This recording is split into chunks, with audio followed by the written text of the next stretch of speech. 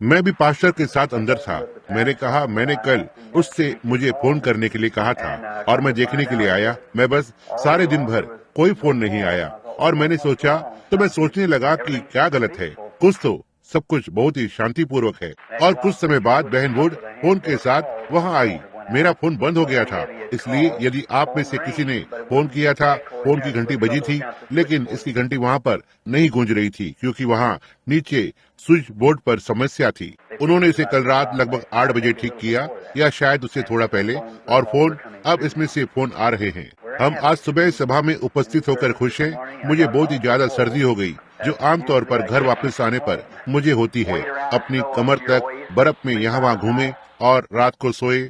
इससे यहाँ से दूर कभी भी न सोचें, लेकिन बस उस पहाड़ी को न्यू एल्बानी में पार जाएं। आपको बस इतना करना है इस घाटी में जाने के लिए। तब मुझे बहुत ठंड लग गई और यह एक, मैं नहीं जानता, यह घाटी में कुछ ऐसा है जो इसे नीचे रखता है और ये कम है और यह मेरे साथ बिल्कुल भी मेल नहीं खाता है।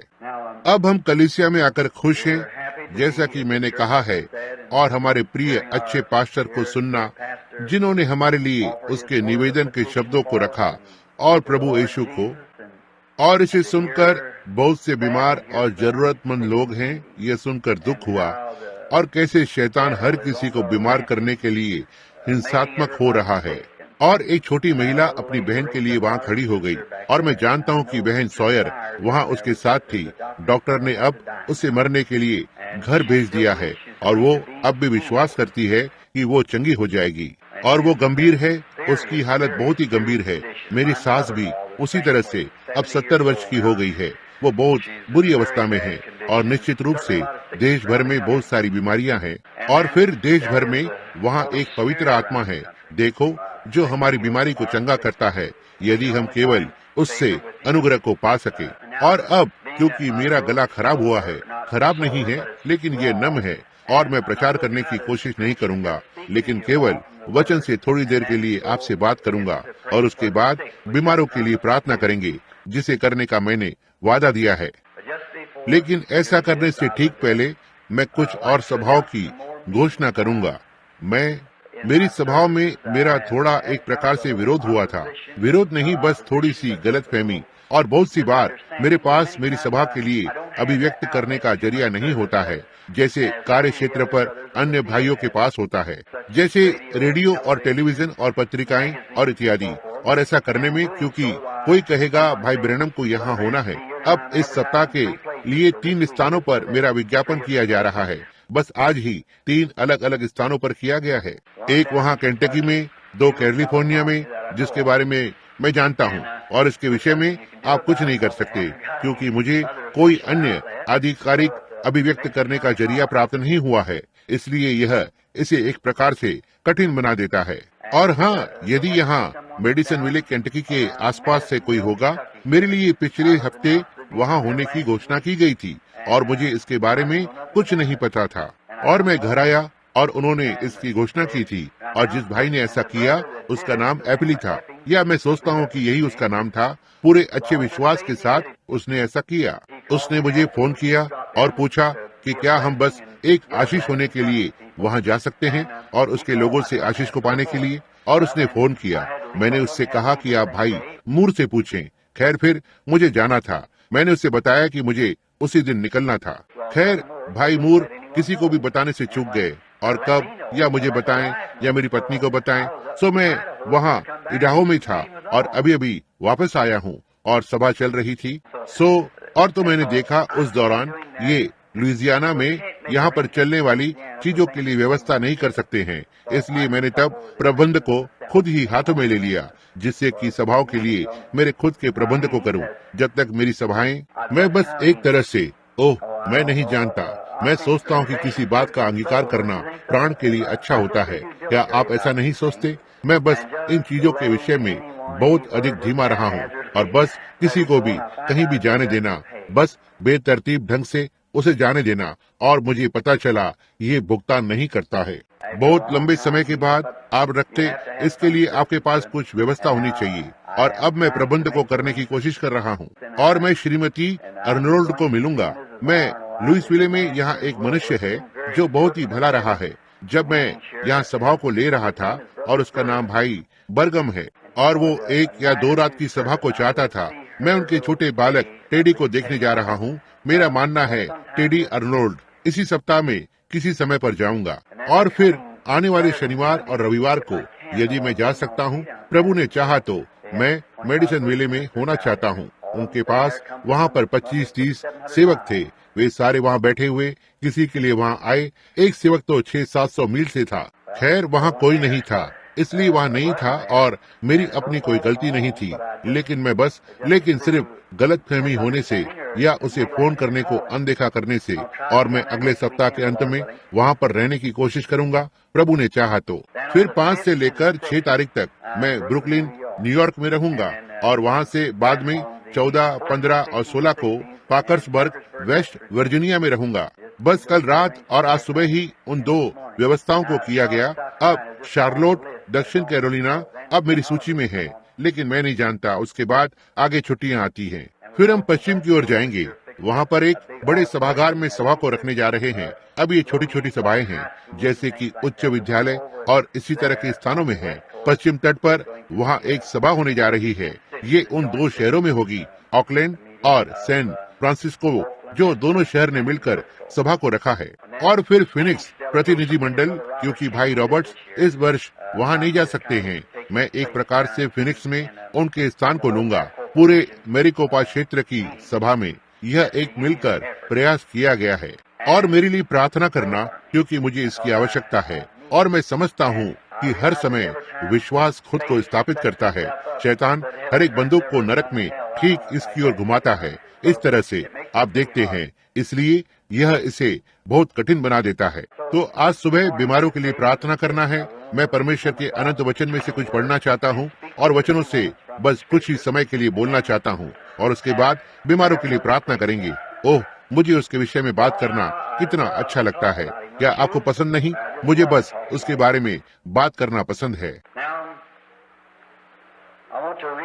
अब मैं बाइबल से दूसरे राजा का 2 अध्याय 12वां पद, उसके एक भाग को पढ़ना चाहता हूँ। और उसे एलीशा देखता और पुकारता रहा, हाय मेरे पिता, हाय मेरे पिता, हाय इजराइल के रथ और सवारों। और अब एक तरह के पाठ के लिए या एक विषय के लिए मैं इस पर बोलना चाहता हूँ, एक उपयोग किया हुआ वस्त्र। सो होने पाए प्रभु उसकी आशीषों को जोड़े जब हम आज सुबह आपसे बात करते हैं, और आप हमारे लिए प्रार्थना में रहें। देश में इजराइल के राज्य के इस समय के दौरान इजराइल एक राष्ट्र था, और यह एक शक्तिशाली राष्ट्र था, और यह इसके सैन्य क्षेत्र के बीच एक प्रकार से शांतिपूर्ण समय था।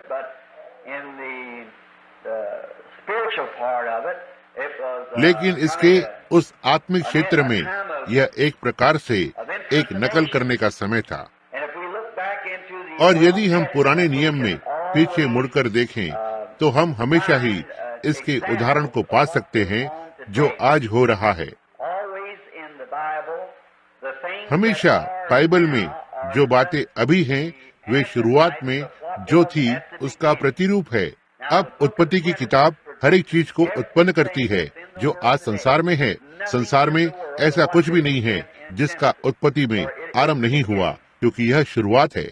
वहाँ पर हर एक वाद आरंभ हुआ।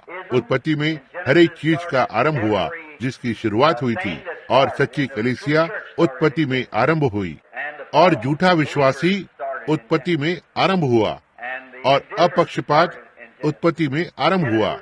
उत्पत्ति शुरुआत थी। और अब एलिया के राज्य के दौरान, या धरती पर एलिया की यात्रा के दौरान, जो उस समय परमेश्वर का भविष्यवक्ता था, और परमेश्वर ने स्वयं को कभी भी बिना गवाह के धरती पर नहीं छोड़ा है। परमेश्वर के पास हमेशा ही कहीं न कहीं एक व्यक्ति होता है जिस पर वो अपने हाथ को रख सकता है और एक गवाही के लिए खड़ा करता है। सो यदि उसने ऐसा किया, तो उत्पत्ति से लेकर, आरंभ से लेकर, निश्चित रूप से कहीं न कहीं परमेश्वर के पास एक व्यक्ति हुआ है जिस पर वो अब अपने हाथ को रख सकता है, क्योंकि वो अब एक से अधिक मनुष्य हैं। उसके पास बहुत से मनुष्य हैं जिन पर वो अपना हाथ रख सकता है, क्योंकि हम उस एकत्र होने के समय पर आ रहे हैं जो कटनी का समय है। उत्पत्ति बीज का बोया जाना था और इन 6000 वर्ष में कटनी परिपक्व होते हुए आ रही है और अब बीज स्वयं बीज बन चुका है। यह वापस अंकुरित होने में चला गया है और अंकुरित होने से लेकर उस फल की ओर, और अब एकत्र होने का समय है, कटनी का समय। सारी बड़ी बड़ी चीजें जो आरंभ हुई, सच्ची कलीसिया जो उत्पत्ति में आरंभ हुई थी, वो फल के समय में आ चुकी है, जो आत्मा के फल हैं। और वह मसीह विरोधी जो उत्पत्ति में आरंभ हुए, वो उसके फल पर आ चुके हैं। और हम अब इस संसार की संपूर्ण व्यवस्था के पूरा होने के समय में हैं, वो उस मरणहार के। और हम यह सबसे महान समय है जो कोई भी या किसी भी युग में अब तक जिया गया, वो ये समय है।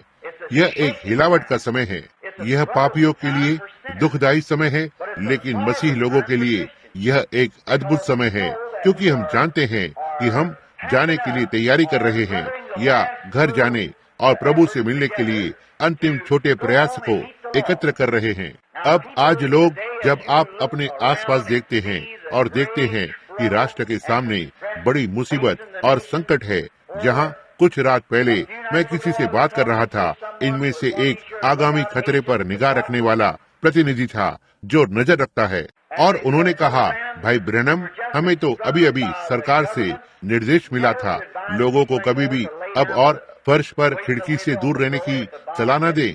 यदि बम अचानक से आता है, या कभी भी तहखाने के अंदर न जाएं, क्योंकि यह नया बम जिसे वे मॉस्को से लुइसविले में 4th स्ट्रीट तक बिना तार के संचालन कर सकते हैं और सीधे सड़क पर गिरा सकते हैं। इसे फेंक सकते हैं, इसमें तार, इसमें विस्फोटक चीजें होती है, और ये इतने इतने हजारों तारों और रडार के द्वारा संचालन करने की आवश्यकता होती है, और इसे मॉस्को रूस से लुइसविले में बिल्कुल ठीक 4th स्ट्रीट पर गिरा दिया। और जब यह वहाँ पर गिरता है, तो न तो विमान और न ही किसी का भी उपयोग करना होता है, बस इसे यहाँ से छोड़ दें और यह सीधे वहाँ उतर जाएगा, और यह भूमि में एक क्षेत्र को उड़ा करके एक गड्ढा बना देगा। 175 फुट गहरा 15 वर्ग मील के लिए किसी भी तरह से यह जाता है। 15 वर्ग मील, कुछ भी नहीं करना है, लेकिन ऊपर की उड़ान लेने के लिए तैयार हो जाएं। केवल एक चीज है जो उस समय आने पर करना है। केवल सोचें, यदि वे चाहें तो उनमें से 50 या उनमें से 100 को एक ही बार में गोली मारकर उड़ा सकते हैं। ये सब खत्म हो जाएगा कुछ समय के भीतर। मैं सोचता हूँ कि यह कुछ 60 या 80 मिनट या ऐसा ही कुछ है, या मेरा मतलब सेकंड से है। वहाँ से यहाँ तक संपूर्ण चीज को सर्वनाश होने में लगेगा। लुइसविले और हेनरीविले के बीच और लुइसविले और बॉर्डनस्टाउन के बीच कुछ भी नहीं बचेगा, या वहाँ नीचे सिवाय भूमि में एक गड्ढे के जिस पर मिट्टी का एक ढेर पड़ा होगा। बस इतना ही बचा रह जाएगा। उन क्षेत्रों के अलावा ये बाहर चला जाएगा और मीलों और उससे आगे मीलों तक जलने लगेगा, और जब एक वहाँ गिर रहा होगा तो दूसरा कहीं और गिर रहा होगा उससे भिड़ने के लिए। मैं बहुत खुश हूँ कि हमारे पास एक शरण स्थान है। प्रभु का नाम ऊंचा गढ़ है। धर्मी जन इसके अंदर जाते हैं और सुरक्षित हैं। कोई फर्क नहीं पड़ता कितने बम या कितने भी और कुछ, हम वहाँ सुरक्षित हैं। तो संसार और पापी लोग, उनके पास ये आश्रय या ये सुरक्षा का स्थान नहीं है। यह एक हिलावट का समय है।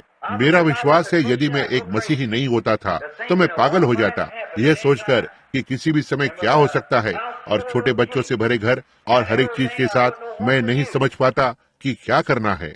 लेकिन मैं बहुत खुश हूँ कि मैं अपने घर में खड़ा होकर और उन्हें एक ऐसे शरण स्थान का परिचय करा सकता हूँ जिसे कोई बम कभी छू नहीं सकता, या ना ही कुछ भी और। प्रभु यीशु की सुरक्षा करने वाले पंखों के नीचे, ना तो बल से ना शक्ति से, लेकिन मेरी आत्मा के द्वारा। प्रभु यूँ कहता है, समझे, वही हमारा बचाव है। और यह क्या ही एक महान महिमामय समय है, यह जानने के लिए कि सारे पाप और संघर्ष और जीवन की परीक्षाएं जल्द ही समाप्त हो जाएंगी। इन सारे दिनों में से एक दिन ये समाप्त हो जाएगा और हम प्रभु के साथ रहने के लिए घर चले जाएंगे। अब जो कुछ भी समय बचा है कि हम सुसमाचार का प्रचार करें, ताकि इस बड़े गढ़ के अंदर ले आएं, अधिक से अधिक जितना हम कर सकते हैं। और फिर जैसा कि हम आज के हमारे विषय का नमूना देखते हैं, जो एलिया के बारे में है, उसके शासन काल के दौरान वो, या धरती पर उसकी यात्रा के दौरान, क्योंकि वो एक महान पराक्रमी मनुष्य था। परमेश्वर उसे बहुत ही महान तरीकों से उपयोग कर रहा था, बहुत ही महान सामर्थ्य के साथ। और हम देखते हैं कि इस समय के दौरान वहाँ नकल करने वालों का एक झुंड था, जिन्होंने एलिया की नकल करने की कोशिश की थी, जिन्होंने उन्हीं चीजों को करने की कोशिश की जो एलिया ने की थी। और हम आज उसी तरह से बात को पाते हैं।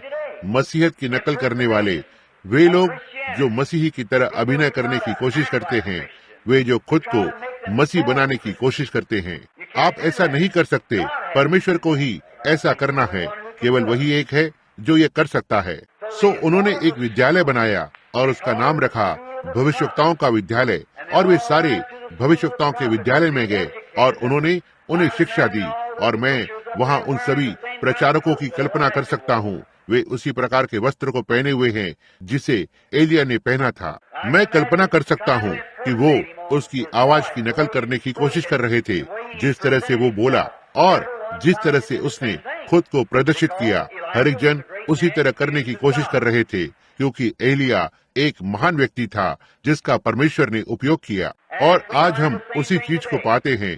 ज्यादा समय नहीं हुआ, मैं एक रेडियो प्रसारण सुन रहा था। उन्हें इस पूरे देश भर में बिली ग्राहम मिल गया है।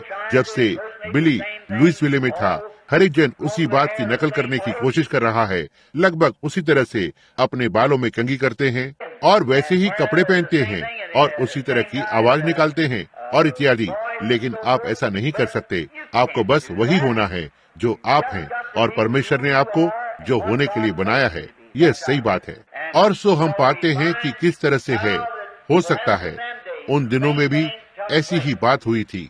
अब परमेश्वर ये देखते हुए, पहले से ये देखते हुए कि एलिया के दिन गिने हुए थे, कि उसके पास इतना समय था वो धरती पर रह सके, जैसे कि सभी के गिने हुए हैं, इसलिए वो एलिया का उत्तराधिकारी होने वाला था। और जब वो बना तो परमेश्वर ने इस मनुष्य को बुला लिया। जब उसने उसे बुलाया तो वह किसी धर्म विद्यालय में नहीं था।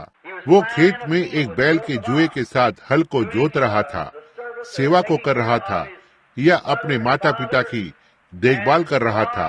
और परमेश्वर ने उसे एलीशा, मेरा मतलब एलिया का उत्तराधिकारी होने के लिए बुलाया।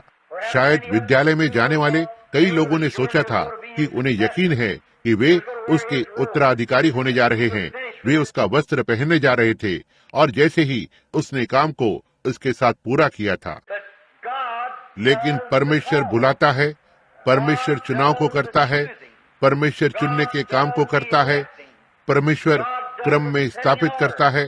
परमेश्वर कलीसिया में कुछ को प्रेरित, कुछ को भविष्यवक्ता, कुछ को शिक्षक, कुछ को सुसमाचार सुनाने वाले और पास्टर करके नियुक्त करता है। परमेश्वर स्वयं ऐसा करता है। हम एक बाल को काला या सफेद नहीं कर सकते, न ही हम विचार को लेते हुए अपने कद में एक चीज को भी जोड़ सकते हैं। परमेश्वर उसके अनंत अनुग्रह में और उसके चुनाव और उसके पूर्व ज्ञान के द्वारा इन चीजों को क्रम में स्थापित करता है, और हर एक पहिया बिल्कुल ठीक ठीक काम करता है। मैं इसे पसंद करता हूँ। मैं आज सुबह एक निराश मनुष्य होता यदि मैं चुनाव और परमेश्वर के बुलावे पर विश्वास नहीं करता। यदि मैं ये सोचूं कि संसार को मनुष्य की शक्ति पर और मनुष्य की बुद्धि पर, उसके परिणाम पर छोड़ दिया गया है, और बड़े चार पर और संयुक्त राष्ट्र पर, और जिन्होंने कभी परमेश्वर के नाम का उल्लेख भी नहीं किया, मैं एक निराश व्यक्ति होता। लेकिन मैं परिणाम के लिए इसकी ओर नहीं देखता हूँ। मैं यहाँ इस पुरानी किताब के पन्नों पर देखता हूँ जहाँ परमेश्वर ने इसे लिखा है, और हर एक चीज बिल्कुल ठीक उसी तरह से ही बाहर आएगी जैसा उसने कहा था, और ऐसा ही है। इसलिए मुझे केवल एक चीज को करना है कि उनके साथ एक पंक्ति में न आऊं, लेकिन कलवरी के साथ एक पंक्ति में होना है। परमेश्वर के साथ एक पंक्ति में होना है, उसके वचन के साथ एक पंक्ति में होना है, उसके वचन में बने रहना है। कोई फर्क नहीं पड़ता है यह ऐसा दिखता है कि ये उस तरह से होने जा रहा है, यह वैसा ही होगा जैसा परमेश्वर चाहता है। यह कुछ भी और नहीं हो सकता, क्योंकि वो अनंत होने के कारण आदि से अंत को जानता था, और वो हर एक चीज को अपनी स्तुति में लाता है। यह सही बात है। सारी चीजों को एक साथ काम करना होगा, हर एक चीज को ठीक अपने स्थान पर आकार लेना होगा।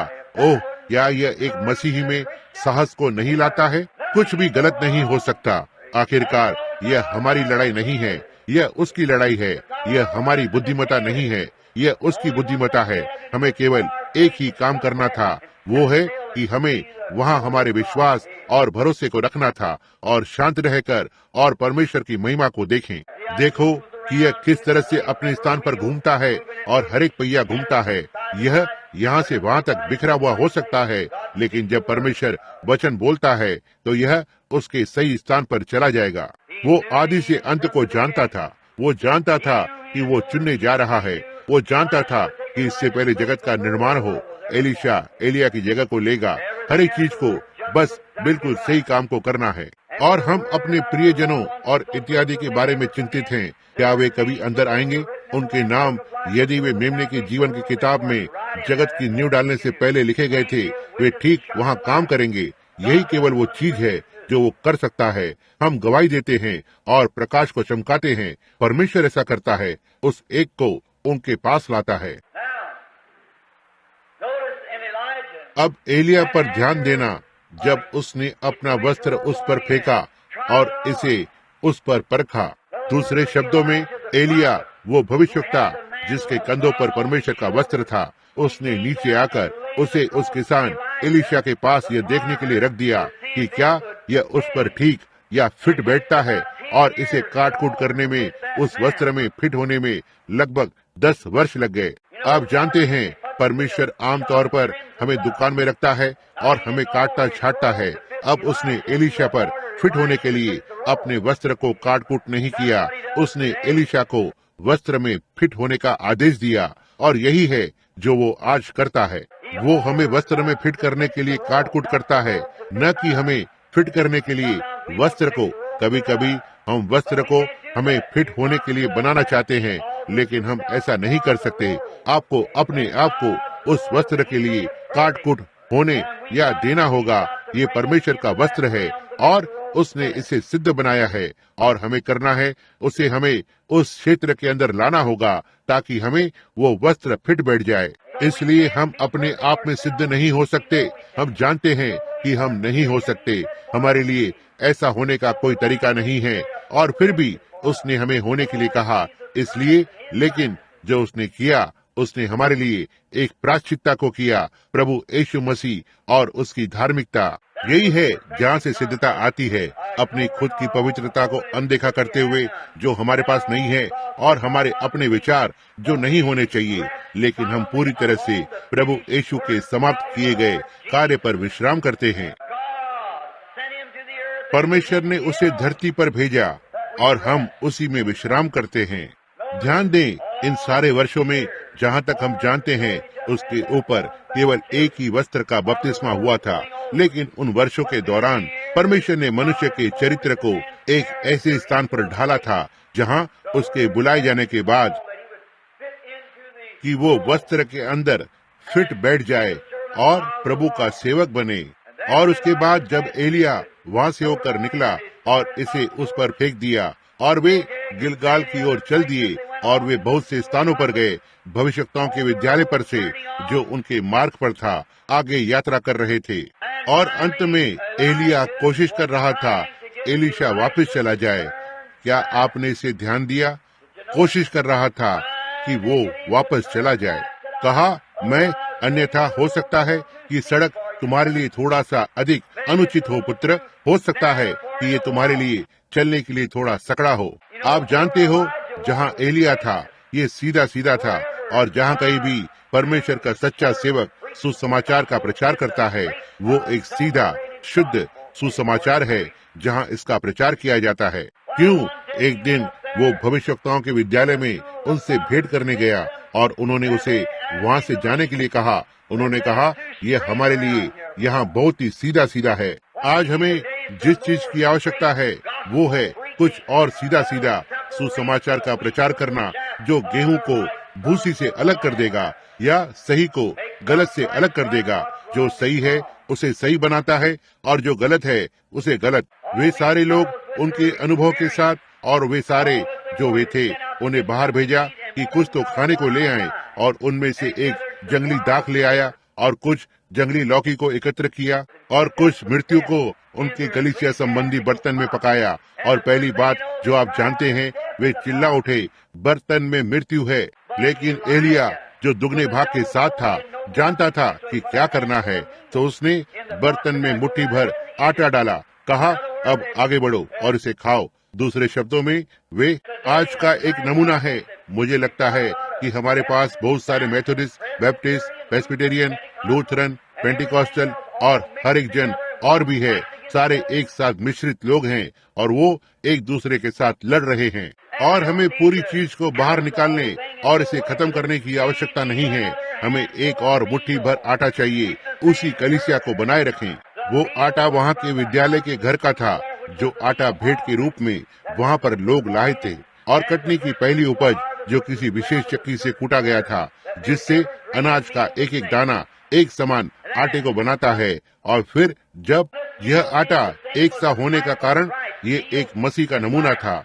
आटा वो जीवन है, और जब मसीह का नमूना वो आटा एक समान पीसा हुआ है, जिसका अर्थ यीशु मसीह कल, आज और हमेशा एक सा है। और आटा उस आटे के भेंट में, और जब उन्होंने उस आटा को वहाँ उसमें डाला, तो मसीह को मृत्यु में डालकर जीवन को लाया। यही है जो हमारे मृत्यु रूप में भिन्नता को बनाता है। हमारे मतभेदों में, हमारे कलीसियाई वाद विवाद में और हर चीज में, यदि हम इसमें केवल मसीह को इसमें लाएंगे, तो यह मृत्यु और अलगाव को जीवन के अंदर बदल देगा, यदि हम बस ऐसा करें। अमेरिका में 1,90,00,000 बैप्टिस्ट हैं।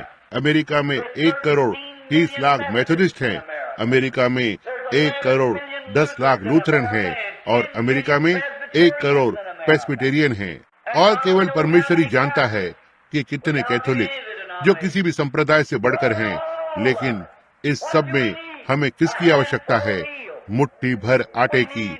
हमें जीवन को कलीसिया में लाने की आवश्यकता है, और मसीह वो जीवन है। वो हमें जीवन देने आया। तो उनके पास अपने विवाद थे, और उनके विद्यालय और उनके धर्म सिद्धांत और इत्यादि थे। तब एलिया ने एलीशा से कहा, बेहतर होगा कि तू वापस लौट जा, क्योंकि वो मार्ग थोड़ा कठिन हो सकता है। लेकिन परमेश्वर का एक मनुष्य जो एक बार इसका सामना कर चुका था, या उसके कंधे पर परमेश्वर की धार्मिकता और सामर्थ का वस्त्र फेंका गया था, उसके लिए पीछे मुड़ना बहुत आसान नहीं है। जब मैंने आज सुबह पास्टर को यह कहते सुना कि हमारा बहुत से लोग निराश हो रहे हैं, हमें क्या आवश्यकता है भाई? हिम्मत बांधे। हमें जिस बात की आवश्यकता है कि उसे प्रोत्साहित करें, यह सही है। परीक्षाएं आ सकती है। हमसे कभी भी उनसे मुक्त होने की प्रतिज्ञा नहीं की गई थी, लेकिन वो उनमें से होकर जाने के लिए अनुग्रह देगा। यदि पहाड़ बहुत ही ऊंचा है कि पार नहीं जा सकते, इतना गहरा है कि नीचे नहीं जा सकते, और इतना चौड़ा है कि इसके चारों ओर नहीं जा सकते, वो इसमें से होकर जाने के लिए अनुग्रह देगा। यह सही बात है। बस चिंता न करें, लेकिन अपनी दृष्टि को मसीह पर रखें, क्योंकि केवल वही वो एक है जो हमें इसमें से होकर लेकर जा सकता है। अब हम उन्हें यात्रा में आगे जाते हुए देखते हैं। विद्यालय में आते हैं, और उसने कहा, अब तुम यहीं रुके रहो, यहीं रहो और यहीं बस जाओ, और धर्मशास्त्र और इत्यादि के अच्छे शिक्षक बनो, और तुम शायद किसी दिन यहाँ हो सकता है महाविद्यालय के अध्यक्ष बन जाओ। लेकिन मुझे थोड़ा और आगे जाना है। क्या आप कल्पना कर सकते हैं कि परमेश्वर का कोई मनुष्य किसी महाविद्यालय का अध्यक्ष बनकर संतुष्ट हो रहा है, जब परमेश्वर की सामर्थ ठीक उसके इर्द गिर्द हो जहाँ पर वो खड़ा था? नहीं श्रीमान, उसने कहा, जैसे प्रभु जीवित है और तेरा प्राण जीवित है, मैं तुझे नहीं छोड़ूंगा। मैं इसे पसंद करता हूँ। इसके साथ बने रहें, कोई फर्क नहीं पड़ता कितनी भी निराशा हो, यहाँ तक कि यह आपके माँ से, आपके पिता से या आपके पास्टर से आती है, उसके साथ बने रहें। वे यर्दन की ओर गए, उन्होंने पार किया, और एलिया ने कहा, अब तुम क्या चाहते हो कि मैं तुम्हारे लिए करूं? उसने कहा, मुझ पर आने के लिए तुम्हारी आत्मा का एक दुगना भाग। वो जानता था कि उसे एक काम को करना है। उसने कहा, एक दुगना भाग, ना ही बस एक अच्छा गर्म जोशी का अनुभव, न बस एक अच्छा हाथ मिलाना या बाकी की कलीसिया के साथ एक अच्छी संगति, लेकिन मैं जो चाहता हूँ वो है दुगना भाग, जो अब सबसे अच्छा है। मैं आपको बताता हूँ, जब परमेश्वर मनुष्य को संसार के कार्य के लिए निर्धारित करता है, तो उसके पास संसार से बेहतर कुछ होना चाहिए। उसके पास उससे बेहतर कुछ तो होना चाहिए। जो कलीसिया के पास है, उसे दुगने भाग के लिए जाना है। और यदि कभी ऐसा समय रहा था जब दुगने भाग की आवश्यकता है, तो वो आज है। लोगों के दायरे में कुछ तो बेहतर, कुछ तो ऊंचा। मैं सोचता हूँ कि फलियां और मक्के की रोटी बहुत अच्छे हैं, लेकिन कभी कभी मुझे थोड़ा ऊपर तक पहुँचना पड़ता है, और हम ऐसा करते हैं। हमें करना है, हमें ऊपर चढ़ते रहना है। इजराइल पीछे हट रहा था। यदि ये उसी जमीन पर बने रहता, उसे आगे बढ़ना होगा या तो पीछे हटना है, और इसी तरह से कलीसिया है। इसलिए जैसे जैसे वे साथ साथ आगे गए, ये ऐसा नहीं था, लेकिन कुछ ही मिनटों में उसके कहने तक तूने एक बहुत बड़ी चीज मांगी है, लेकिन फिर भी यदि तुम मुझे जाते हुए देखते हो तो तुमने जो मांगा है वो तुम्हारे पास हो सकता है। अब यह केवल एक उद्देश्य की ओर, हृदय केवल एक की ओर, आंखें केवल एक की ओर ही होना है, प्रतिज्ञा पर नजर रखते हुए। यदि आप आज सुबह बीमार हैं, यदि आप पीड़ित हैं, तो वहाँ एक बड़ी प्रतिज्ञा है, न ही एलिया के द्वारा, लेकिन स्वयं परमेश्वर के द्वारा। यदि तुम विश्वास करो, जब तुम प्रार्थना करते हो, विश्वास करते हो कि जो तुम मांगते हो वो तुम्हें मिल जाएगा और तुम उसे पालोगे। कोई फर्क नहीं पड़ता कि डॉक्टर क्या कहता है, यह कितना जाता है या वो कितना जाता है, केवल एक वचन की ओर रखें। एलिया उसे एक आदेश देता है, यदि तुम मुझे जाते समय देखते हो तो यह तुम पर आ जाएगा। एक प्रतिज्ञा है, यदि तुम विश्वास करते हो तो विश्वास करने वालों के लिए सारी बातें संभव है। कभी कभी मैं खुद की ओर देखता हूँ और सोचता हूँ, मैं अपने जीवन में ऐसी बिना हड्डी की मछली रहा हूँ। मैंने प्रतीक्षा की है और राज्य में हजारों प्राणों को चूक गया हूँ, क्योंकि मैं रुका रहा और कहा परमेश्वर आत्मिक दानों पर बहुत अधिक निर्भर था। कहा प्रभु, यदि आप मुझे केवल दिखाएं, यदि आप मुझे दर्शन को देंगे कि क्या करना है, और परमेश्वर एक दर्शन को देता है, तब मैं वापस मुड़ूंगा और कोई तो मुझसे कुछ और बात करने दो।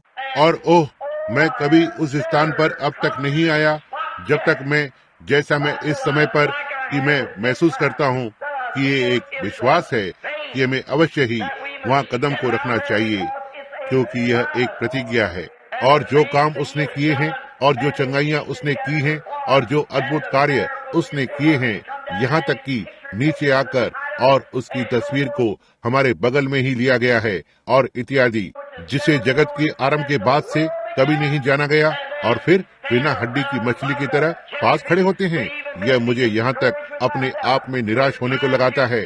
यह समय है कि प्रतिज्ञा पर दृष्टि को लगाए रखें, और यही है परमेश्वर के अनुग्रह के द्वारा मेरा ऐसा करने का लक्ष्य है। और मैं समझता हूँ कि नरक का हर एक शैतान उस पर निशाना लगाएगा, लेकिन परमेश्वर के अनुग्रह से मुझे प्रतिज्ञा पर दृष्टि को बनाए रखना है। एलिशा ने कहा, यदि तुम एलिया ने कहा, यदि तुम मुझे जाते हुए देखते हो तो तुम्हारे पास वो होगा जो तुम मांगते हो। ये सही बात है, तुम्हें इस पर अपनी दृष्टि को बनाए रखना होगा। प्रतिज्ञा को देखो, जैसे क्या हो, यदि कोई विद्यालय, यदि वह पीछे मुड़कर और कहे, हे लड़कों, मैं अब कैसे कर रहा हूँ, भविष्यवक्ता के ठीक पीछे पीछे चलते हुए, हो सकता है वह विफल हो जाता। लेकिन उसने इस बात की परवाह नहीं की कि विद्यालय क्या सोचता है या सभी शिक्षक क्या सोचते हैं। उसने इस बात की परवाह नहीं की कि पड़ोसी क्या सोचते हैं या घर या जिसने उसे देखा है। उसने प्रतिज्ञा में उसके विश्वास को बनाए रखा। आज हमें जिस चीज की आवश्यकता है वो है परमेश्वर की प्रतिज्ञा में विश्वास, और उस पर ध्यान न दें यह एक क्या कहता है या वो एक क्या कहता है। जैसा कि एक भाई ने कहा, एक सेवक की 2 लड़कियां थी जो गूंगी थी, और इसने दिव्य चंगाई पर आलोचना की थी कि बच्चे चंगे नहीं हो सकते। आलोचना करने वालों पर ध्यान न दें, प्रतिज्ञा पर अपना विश्वास बनाए रखें। परमेश्वर ऐसा कहता है, विश्वास की प्रार्थना रोगियों को बचाएगी और परमेश्वर उन्हें उठाकर खड़ा करेगा। यदि वो इस एक बहरे गूंगे को सुनने को लगा सकता है, तो वो दूसरे बहरे गूंगे को सुनने को लगा सकता है। हम अचूक प्रमाणों के द्वारा जानते हैं कि वो ऐसा करता है। प्रतिज्ञा पर हमारे विश्वास को बनाए रखें। हमारी आंखें एक पर ही हैं, हमारे कान एक पर ही हैं, हमारा हृदय एक पर ही है, और एक चीज यीशु मसीह पर, और वो इसे करने में सक्षम है जिसकी उसने प्रतिज्ञा की है।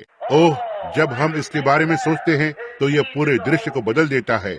जब हम इसे प्राप्त करते हैं, परमेश्वर ने प्रतिज्ञा की है, परमेश्वर ही वो एक था जिसने इसे कहा था। अब यहाँ परमेश्वर के प्रतिनिधि ने इसे कहा था, और अब स्वयं परमेश्वर ने ये कहा है, फिर हम क्या कर सकते हैं? कुछ भी नहीं, केवल उस पर हमारे ध्यान को लगाए रखें। कहा, यदि तुम मुझे जाते हुए देखो तो तुम्हारे पास प्रतिज्ञा हो सकती है। एलीशा ने एलिया पर अपनी दृष्टि को बनाए रखा। कोई फर्क नहीं पड़ता कि हर तरफ से क्या शोर होता है, हर तरफ क्या बात जगह लेती है, उसके पहले किस बात ने जगह ली उसने यहाँ तक कभी देखा तक नहीं। उसकी दृष्टि प्रतिज्ञा पर टिकी रही। आप वहाँ हैं, आपकी दृष्टि प्रतिज्ञा पर है। मैं उस महिला के विषय में सोचता हूँ जिससे हमने उस रात भेंट की थी, बहन सॉयर, और डॉक्टर ने उसे बताया कि उसकी हालत कितनी खराब थी, और मैंने उसे कभी नहीं बताया, प्रियजन को बताया, और उसके लिए कभी भी ठीक होना कितना असंभव होगा। अब भाई उसके दामाद ने मुझसे इसके बारे में पूछा। मैंने कहा, यदि वो प्रतिज्ञा पर दृष्टि को बनाए रख सकती है, कोई फर्क नहीं पड़ता, कुछ भी हो जाए, प्रतिज्ञा पर अपनी दृष्टि को बनाए रखें। कुछ हफ्तों पहले बहन वुड यहाँ पर थी और भाई वुड यहाँ कलीसिया में हमारे दो घनिष्ठ मित्र थे। मैं मिशिगन में अपने मित्रों के साथ था, लियो और जीन। हम शिकागो की सभाओं से निकलकर और उनके कुछ लोगों के साथ गए थे कि 2 दिनों के लिए धनुष बाण के साथ हिरण के शिकार को करने के लिए गए, और वापस अपने रास्ते की ओर आते हुए मेरी पत्नी ने मुझे याद दिलाया था और उसने कहा, श्रीमती वुड की माँ के लिए प्रार्थना करें, एक कैंसर उसके चेहरे को खा रहा है। और कहा, मैंने बहन वुड को इतना भयभीत कभी नहीं देखा, वो रो रही है। बहन वुड हमेशा से एक विश्वास की नायिका रही है, क्योंकि परमेश्वर ने उसके लड़के को एक अपंग पैर से चंगा किया और बहन को टीबी और आदि से चंगा किया था, लेकिन वो टूट चुकी थी। वहाँ कमरे में उस रात हमने प्रार्थना की। अंदर आकर श्रीमती वुड ने कहा, भाई ब्रहणम, हम वहाँ पर जाएंगे। और हम उसकी माँ के पास गए जो लुइसविले में थी, और उसकी नाक के पास कैंसर था, और डॉक्टर ने उसके साथ छेड़छाड़ करके उसे फैला दिया था। उस समय तक उसकी नाक के पास ही बस एक छोटा सा गोल दाना था, और अब उसकी आंख से लगभग 8 इंच की दूरी पर वहाँ पर बस हड्डी दिख रही थी। इसे उतनी ही तेजी से खा लिया था जितना ये खा सकता था। कमरे में जाकर और मैं नीचे घुटने में आ गया। मैंने कहा, मैं उससे अकेले में बात करना चाहता हूँ, और मैं उस महिला के साथ प्रार्थना करने के लिए कमरे में गया। और जब मैं कमरे में था, मैंने सोचा, हे परमेश्वर, यदि आप मुझे केवल एक दर्शन दिखाएं कि महिला के साथ क्या होने जा रहा है। श्रीमान और श्रीमती वुड बाहर बैठे हुए थे, यह देखने के लिए रुके हुए थे कि दर्शन क्या बताएगा। लेकिन जब मैं वहाँ था, मुझे दोषी ठहराया गया।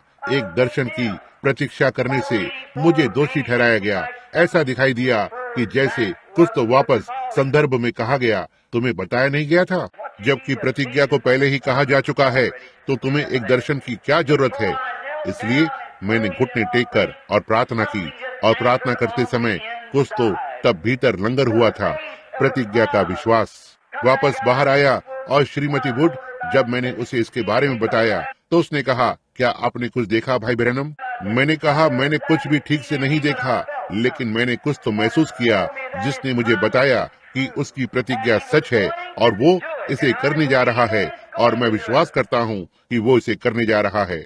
और 24 घंटे के अंदर उस कैंसर का अंत आरंभ होने लगा, और उसके ऊपर एक पपड़ी बनने लगती है। कैंसर पपड़ी नहीं बनाता, जैसा कि आप जानते हैं, जब तक कैंसर खत्म नहीं हो जाता है। तो वहाँ अब ऐसा था, और स्त्री चंगी हो गई और घर आ गई। क्या ही अद्भुत मसीह है। हमारी आंखों को प्रतिज्ञा पर बनाए रखते हुए परमेश्वर यूं कहता है। लेकिन जब हम कभी कभी प्रार्थना करते हैं, हम चले जाते हैं और कहते हैं, ठीक है, इसे तुरंत नहीं किया गया था, तो हो सकता है अच्छा होगा हम फिर से वापस जाएं। ओह नहीं, प्रतिज्ञा पर दृष्टि बनाए रखें। परमेश्वर ने ऐसा कहा, इससे बात खत्म हो जाती है। बस ये ऐसा ही है। यदि परमेश्वर ने ऐसा कहा, तो परमेश्वर अपनी प्रतिज्ञा को पूरा करने में सक्षम है, या तो वो इसे कभी पूरा नहीं करेगा। अब्राहम ने उन चीजों को ऐसा बताया जो नहीं थी, मानो वे थी, और 25 वर्षों तक असंभव पर खड़ा रहा, क्योंकि उसने इसे ऐसा गिना कि परमेश्वर अपनी प्रतिज्ञा को पूरा करने में सक्षम है। आमीन। और हम विश्वास के द्वारा अब्राहम की संतान हैं। निश्चय ही एलिया ने अपनी दृष्टि को बनाए रखा, या एलिया पर एलीशा ने, और जैसे जैसे वे आगे बढ़ते गए, और कुछ देर बाद रथ आया और उन्हें अलग कर दिया, और एक को एक ओर, एक को दूसरी ओर, और उसके बाद इसने एलिया को ऊपर उठा लिया। उस पर वो रथ पर चढ़ गया। और ऊपर चला गया और उसने अपने वस्त्र को कंधों पर से उतारकर और इसे पीछे एलीशा के ओर फेंक दिया, क्योंकि एलीशा उसके लिए विकसित हो गया था। आप जानते हैं, इसलिए यह उसके लिए फिट बैठ गया। और क्या आप कल्पना कर सकते हैं? ओह, मैं चाहता हूँ कि आप मेरी ओर अपना पूरा ध्यान दें, क्योंकि मैं अपने गले में जलन को महसूस कर रहा हूँ। मैं आपसे कुछ पूछना चाहता हूँ। क्या आप कल्पना कर सकते हैं कि एलीशा ने कैसा महसूस किया होगा जब उसने इस वस्त्र को उठाया होगा? उसने इसे अपने खुद कंधे पर रखा होगा। ओह, क्या ही अनुभूति है। मेरा यह अर्थ व्यक्तिगत से नहीं है, लेकिन लगभग 10 वर्ष पहले यहाँ पुलपिट पर से मैंने एक उपदेश पर प्रचार किया था। दाऊद, जो हाथ में गोफन लिए हुए योद्धा था, और उसके सामने गोलियात था। उन दिनों कार्य क्षेत्र में कोई चंगाई अभियान नहीं थे, कहीं भी नहीं, जैसा कि हम जानते हैं। और ओह, दिव्य चंगाई पर लोग कितने आलोचनात्मक थे, लेकिन एक व्यक्ति से भेंट करने के बाद वहाँ कुछ तो था। और पास्टर लोगों ने मुझे बताया कि मैं अपने दिमाग को खो रहा हूँ कि ऐसा नहीं हो सकता, लेकिन यहाँ इसी जगह से मैंने दाऊद पर बात की। कहा, क्या आप मुझे ये बताना चाहते हैं कि यह जीवित परमेश्वर की सेनाएं, क्या यह खतना रहित फलिस्तीनी इस सेना का सामना करने देगा? एक छोटे से उम्र का, कंधे झुके हुए, घुंघराले बालों वाला लड़का, जिसने भेड़ की खाल का कोट पहने हुए था और उसके हाथ में गोफन था, इजराइल की एक पूरी सेना के साथ खड़ा हुआ, पीछे हटी हुई, और वो अकेला बाहर निकल पड़ा उस एक मनुष्य के साथ जो एक भाले के साथ था, जो कुछ 19 फुट लंबा था और उसके सिरे का वजन काफी शेकेल का था।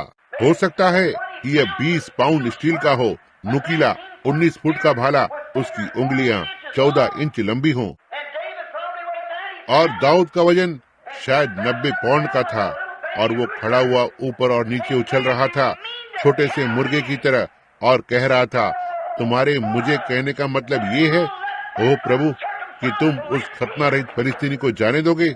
यदि वो उसके स्थान पर बना रहता है तो वो बना रहे, लेकिन वो जीवते परमेश्वर की सेना को ललकार रहा है। ओ प्रभु, क्या ही नायक है। और तुम सब उससे लड़ने को जाने से डरते हो। कहा, मुझे उसके सामने जाने दो। ओ प्रभु, उसने कहा, स्वर्ग का परमेश्वर, जिसने मुझे एक शेर को गोफन से मारने दिया, उसने मुझे एक भालू को गोफन से मारने दिया, और वो कितना और अधिक करेगा, उस खतना रहित फलिस्तीनी को मेरे हाथ में कर देगा, निश्चित रूप से। और जब पहली जीत हुई थी और गोलियात गिरा दिया गया, तब इजराइल की सारी सेना दाऊद के पीछे पीछे चलने लगी, और उन्होंने सिर काट दिया और परास्त किया। इजराइल मतलब फलिस्तीनियों को उनके ही देश के अंदर परास्त करके भगाया। उन्होंने हर एक कोनों में उनको घेर लिया और उनका घात किया, और उनके नगर पर अधिकार किया, और हर एक चीज को ले लिया और विजय को प्राप्त किया। भाइयों और बहनों, अलौकिक क्षेत्रों में भी ऐसे ही काम को किया गया है। जब उन्होंने कहा दिव्य चंगाई काम नहीं कर सकती, अद्भुत कार्यों के दिन बीत चुके हैं। यदि अद्भुत कार्यों के दिन बीत चुके हैं तो परमेश्वर के दिन बीत चुके हैं। जो कलीसिया अलौकिक में विश्वास नहीं करती, वो अतः मर जाएगी, और परमेश्वर उस कलीसिया को छोड़ देगा, छोड़ना ही है। और परमेश्वर ने प्रतिज्ञा दी, और परमेश्वर की प्रतिज्ञाएं अनंत हैं। यहाँ कुछ समय पहले जब कुछ लड़कियाँ रेडियम धातु के साथ खिलवाड़ कर रही थी और इसे डुबा देती और रेडियम को हाथों की घड़ियों पर रंग देती, मेरे पास इस पर कुछ है। और एक लड़की ने गलती को किया और ब्रश को लेकर अपने मुंह में चिपका दिया। इसने उसे मार डाला, और वर्षों के बाद उन्होंने एक सूक्ष्मदर्शी दूरबीन को लिया और उस लड़की की खोपड़ी पर रखा, और वे अभी भी उस रेडियम की आवाज को सुन सकते थे। बुर्र, यह अंतहीन है। यह काम करता रहता है, करता रहता है और करता रहता है। उस पर कोई रोक नहीं है। और ओह भाई, यदि रेडियम का प्रभाव हम पर उस तरह से होता है, तो वो अंतहीन, अनंत, अलौकिक, सर्वशक्तिमान, सर्व अनंत, सर्वशक्तिमान परमेश्वर कितना और अधिक होगा। उसका वही प्रभाव होना चाहिए जब उसने आरंभ किया था।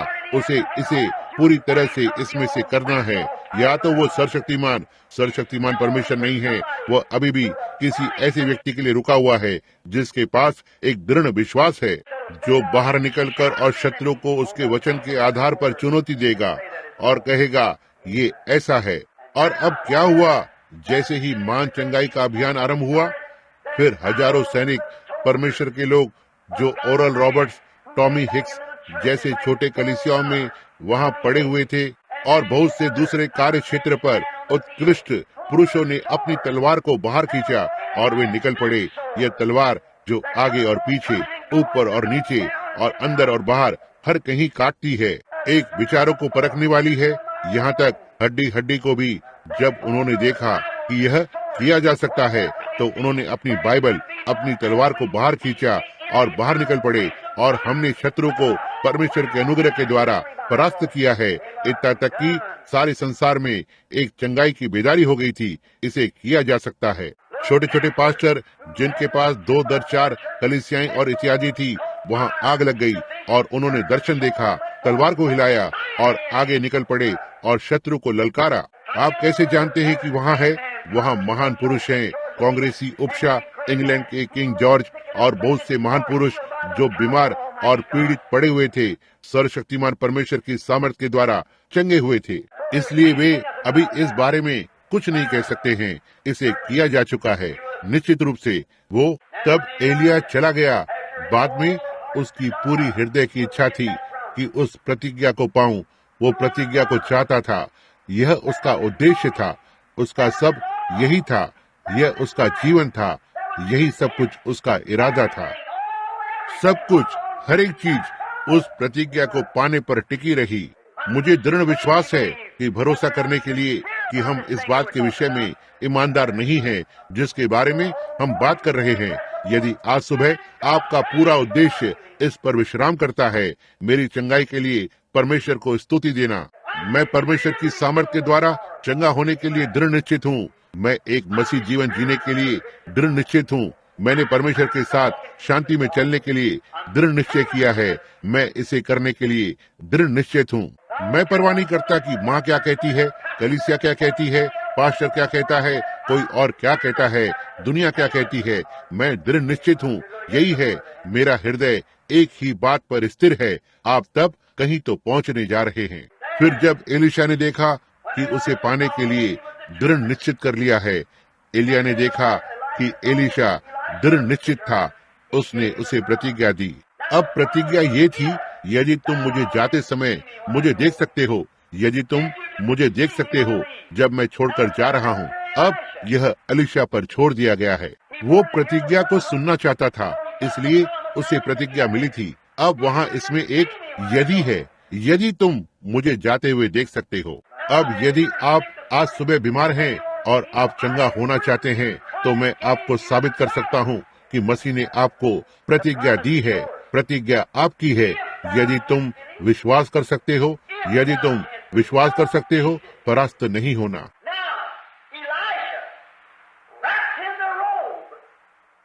अब एलीशा भविष्यवक्ता एलिया के वस्त्र में लिपटा हुआ था। क्या ही विजय यात्रा है! किस तरह से वो चला, एक विजेता की नाई स्वर्ग की ओर कदम को रख रहा था। उसने प्रतिज्ञा को सुना था, उसने सामर्थ्य को महसूस किया। वो एक योद्धा की तरह चल रहा था, ठीक आगे यर्दन की ओर। परमेश्वर की स्तुति हो मित्रों। हर एक विश्वासी आज सुबह जो मसीह की धार्मिकता के वस्त्र पहने हैं, यर्दन के रास्ते की ओर चल रहा है। यह सही बात है। परमाणु बमों को आने दो, किसी भी तरह उसे आने दो। हमने वस्त्र पहना है और चल रहे हैं। जयवंत, आमीन। मैं डरो मत, मैंने संसार पर जय को पा लिया है। जी हाँ श्रीमान, याद है क्या? मैंने संसार पर जय पा लिया है, मसीह ने ऐसा कहा। एलिया एक उपयोग किए हुए वस्त्र को पहने हुए चल रहा था, यहाँ तक जयवंत के जैसे यर्दन के पास आ रहा था।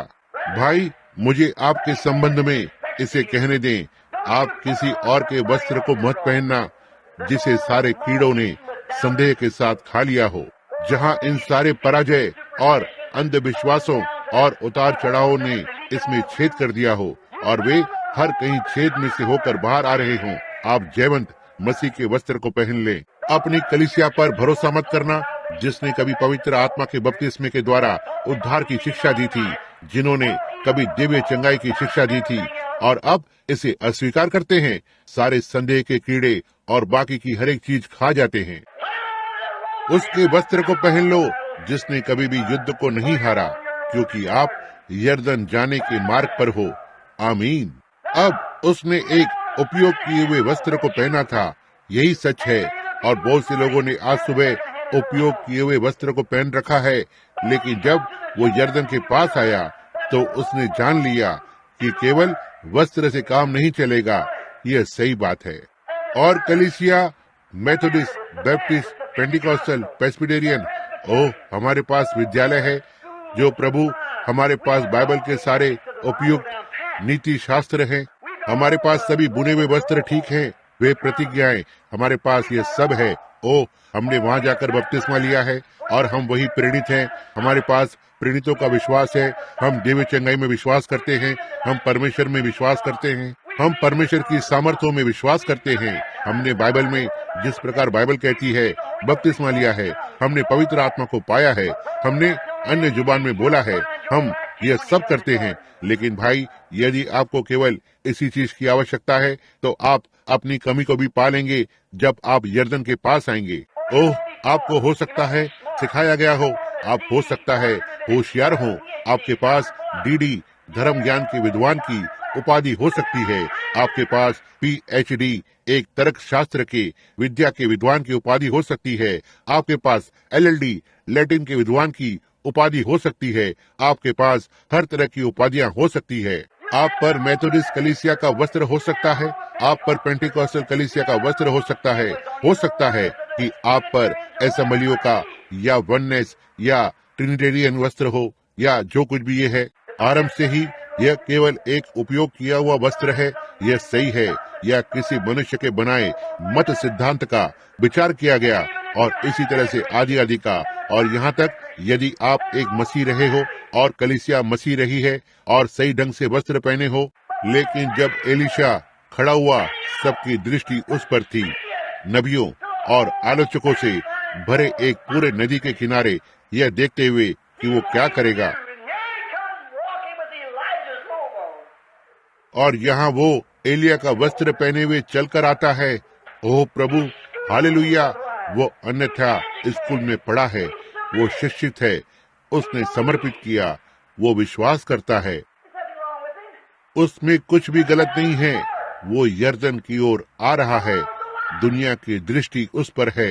हे परमेश्वर, किस तरह से आज हमें इसकी आवश्यकता है। बहुत से स्कूल में सीखे हुए और शिक्षित विद्वानों के साथ, बहुत से लोगों के साथ जो उस बाइबल को टुकड़े करके अलग अलग कर सकते हैं और इसे गणित में एक साथ जोड़ सकते हैं। बहुत से लोग जो उनकी शिक्षा के तरीकों से बड़ी बड़ी चीजों को कर सकते हैं, जो उस बाइबल के इतिहास के वास्तविक समय को जानता है, जो आपको बता सकता है कि दीवट को किस समय पर जलाया गया था और किस समय बुझ गई थी। वे आपको इन सारी बातों को बता सकते हैं। और उन्होंने पानी का बपतिस्मा लिया है, उन्होंने आत्मिक बपतिस्मा लिया है, जैसा कि वे इसे वस्त्र कहकर बुलाते हैं। उन्होंने हर एक चीज को बस क्रम में रखा है। एलिया ने भी ऐसा ही किया, लेकिन जब वो यरदन नदी के पास आया तो उसे आलोचना से भरे संसार का सामना करना था। तो उसने क्या चिल्लाया, एलिया का परमेश्वर कहाँ है। यह एलिया का वस्त्र नहीं था जिसने ऐसा किया, यह तो एलिया की परमेश्वर की सामर्थ थी जिसने ऐसा किया। और आज सुबह दुनिया को जिस चीज की आवश्यकता है वो है एलिया के परमेश्वर की सामर्थ। हो सकता है कि आपने अन्य जुबान में बोला हो और चिल्लाया हो और फर्श पर दौड़े हो, लेकिन हमें आवश्यकता है पेंटिकॉस्ट के परमेश्वर के सामर्थ की, ताकि उस दिन के जीवन और चीजों को उत्पन्न करें।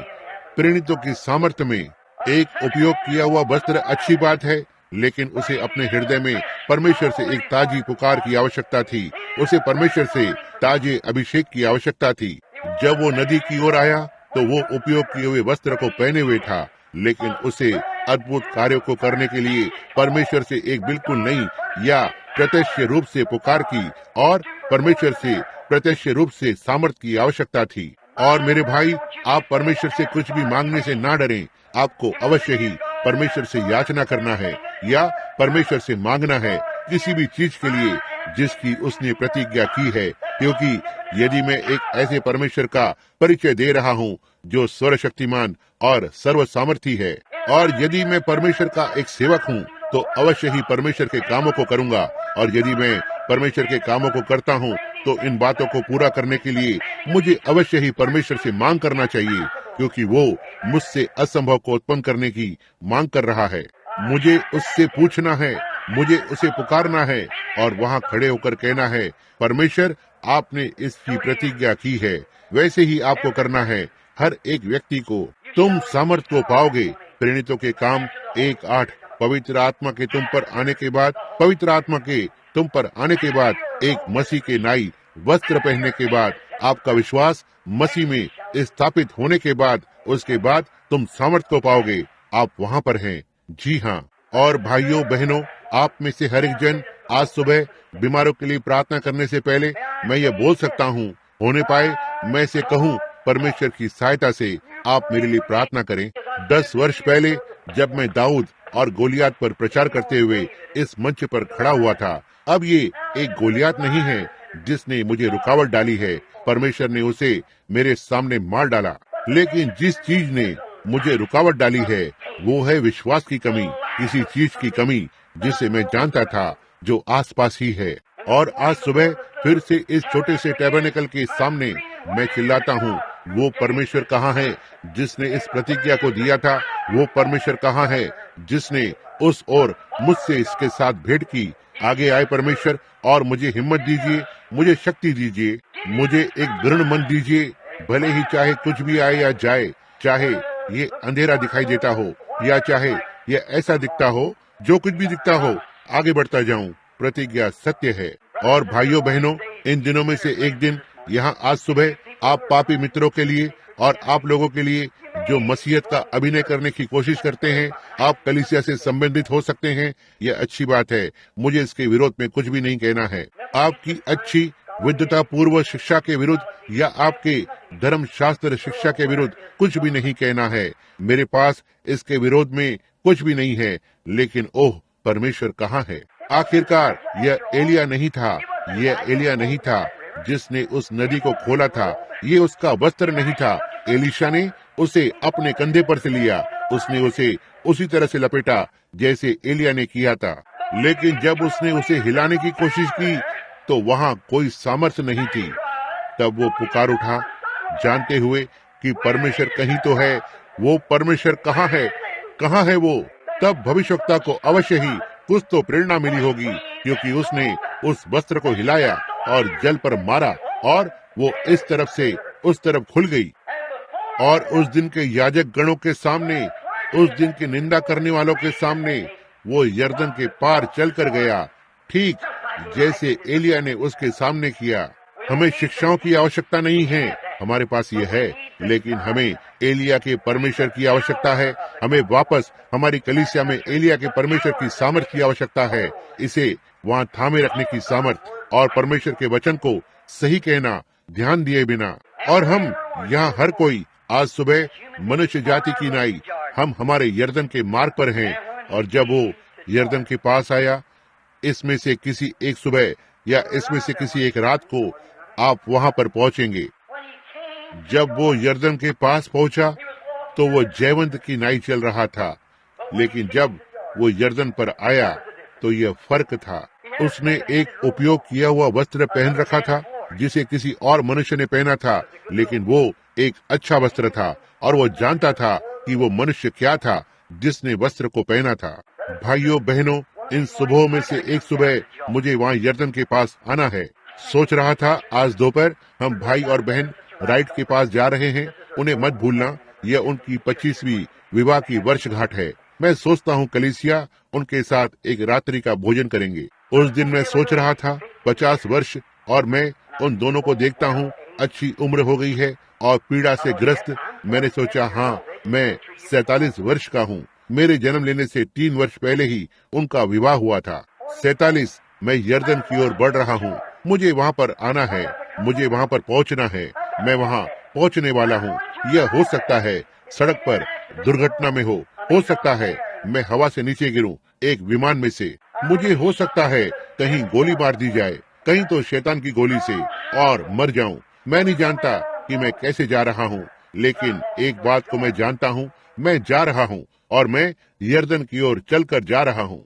लेकिन जब मैं वहाँ पहुँचूंगा तो मैं एक बात को जानना चाहता हूँ कि मैंने एक उपयोग किया हुआ वस्त्र भी पहन रखा है। मैं अपने वस्त्र पर भरोसा नहीं करता हूँ, क्योंकि इसमें कोई अच्छाई नहीं है। क्योंकि एलिया ने जैसे ही एलीशा के वस्त्र को उठा लिया, उसने उसके वस्त्र को टुकड़े टुकड़े करके और नीचे फेंक दिया। और ये इसी तरह से था जब मैंने मसीह को पाया था। मैंने अपने आप को, मेरे अपने विचारों को, अपनी खुद की बेहुदा बातों को, अपनी छोटी से छोटी चीज को फाड़ दिया। मैंने सोचा जब मैं छोटा था, बैप्टिस्ट प्रचारक, मैं कुछ तो था, लेकिन मैंने इसे फाड़ दिया। मैंने उसके वस्त्र को पहन लिया, और जब मैं यरदन के पास आता हूँ तो मैं अपने आप को उसके वस्त्र में लिपटा हुआ देखना चाहता हूँ। वो इसके पीछे पीछे आएगा और हम एक दिन वहाँ पर पहुँचेंगे। लेकिन आइए हम कुछ क्षण के लिए प्रार्थना करें। स्वर्गीय पिता, जब हम आज सुबह अपने इस यरदन की ओर जयवंत की नाई बढ़ रहे हैं, और किसी दिन हमें यरदन को कुछ तो देना होगा, अर्थात मृत्यु के लिए। और ओह, यह कितनी भयानक बात होगी, परमेश्वर से एक अलगाव।